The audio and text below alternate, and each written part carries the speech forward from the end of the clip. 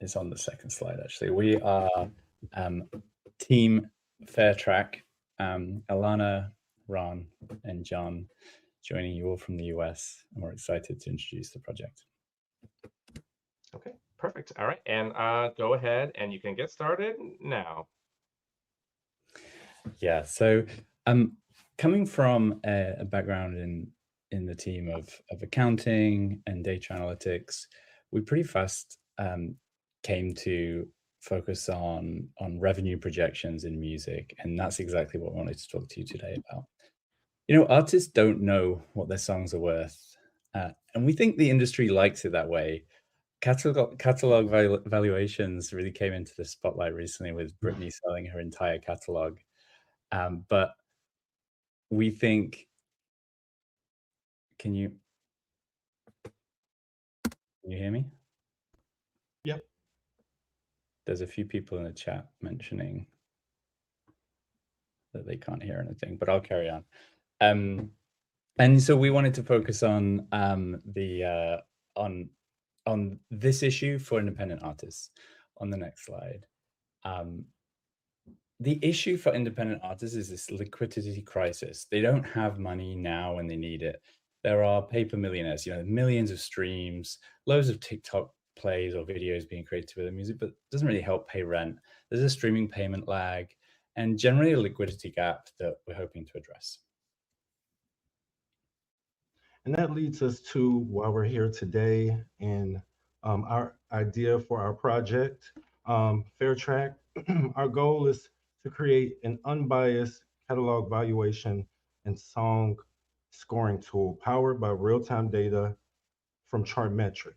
And the goal is to create a platform to give artists, in particular, independent lower tier artists, an opportunity to get a value of their song and get some more transparency about what it's actually worth.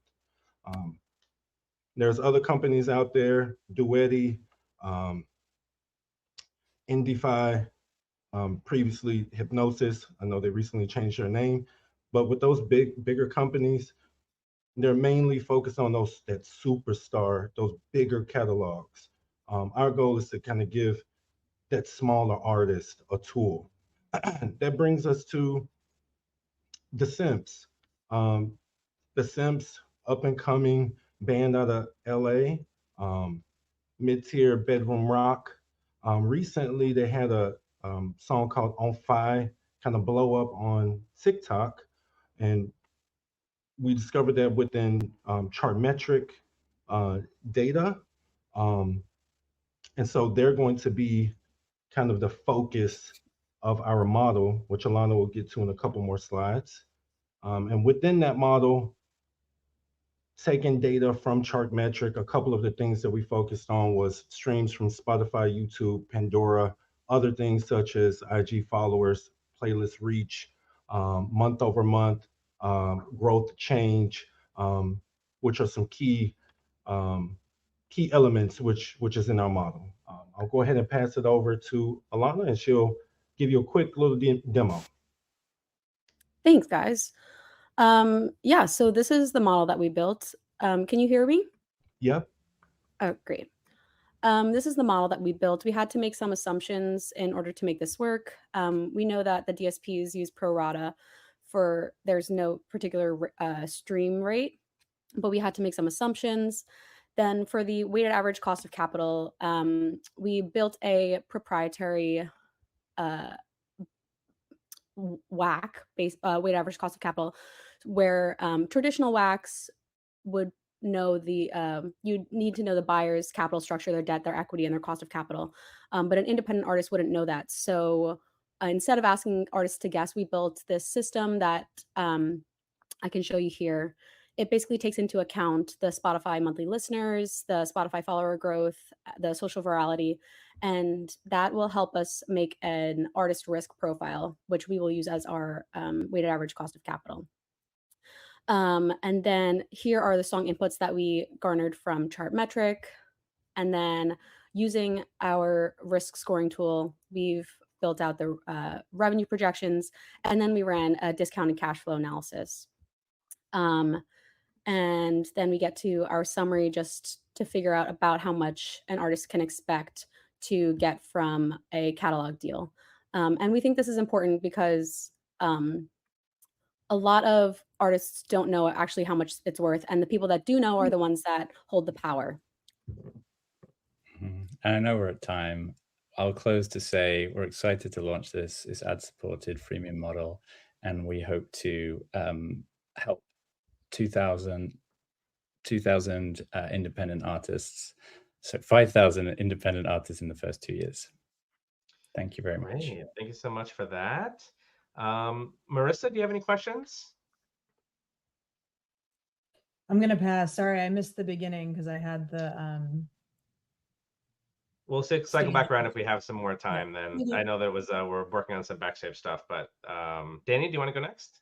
Yeah, sure. Hi, that was very interesting. I'd love to find out more about your monetization strategy, and if you could take us through your business model and how you plan to actually monetize this. Yeah, I can take that. First and foremost, if kind of a freemium model where you're actually getting the first assessment, basic assessment would be free for anyone, very easy, very accessible and transparent. And then there's sort of premium tiers to unlock like different, scenario planning would be more like a premium tier. It would be ad-supported app and website. And then we would explore consulting services where, maybe there's a 15-minute free consultancy of like, if you're independent, like what does this even mean? And then additional follow-ups would potentially be a paid service.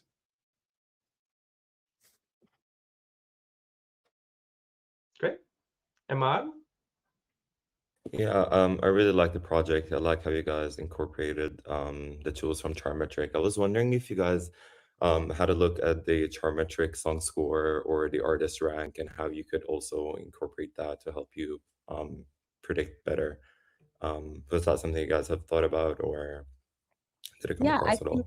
I think that's a great idea. That's something that we could build into our risk profile, which is basically the multiplier.